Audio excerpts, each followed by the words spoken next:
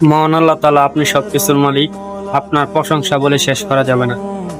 গৌরব বোধ করি একজন মুসলিম পরিবারে জন্মগ্রহণ করেছি, কিন্তু দুঃখ ও আফসোসের সাথে বলতে হয় এরকম একটা দেশে জন্মগ্রহণ করেছি, সেটা হলো বাংলাদেশ। এই বাংলাদেশে শিক্ষা অর্জন করে আমরা অধিকাংশ মানুষ আজ ব্যর্থ। যেখানে মহান আল্লাহ তাআলা আপনি বলেছেন সৎ কাজে আদেশ, অসৎ কাজে নিষেধ। এখানে সত্য কথা বললে অসৎ কাজ, অন্যায়ের বিরুদ্ধে কথা বলে নির্যাতিত হতে হয়, একসময় মৃত্যুর হুমকি, এমনকি মৃত্যুবরণ করতে হয়।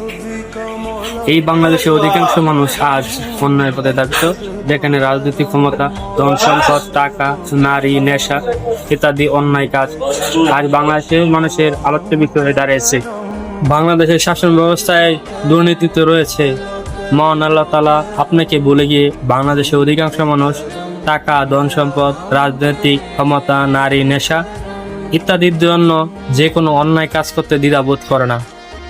যে বাংলাদেশে জনগণের জানের নিরাপত্তা ব্যাহত হয়, যুব সমাজকে ধ্বংসের হাত থেকে রক্ষা করতে ব্যর্থ হয়, এর চেয়ে বড় কষ্ট আর এই পৃথিবীতে নেই। তবুও দোয়া করি বাংলাদেশের সকল মানুষকে মহান আল্লাহ তাআলা হেদায়েত দান করুক। আমিন।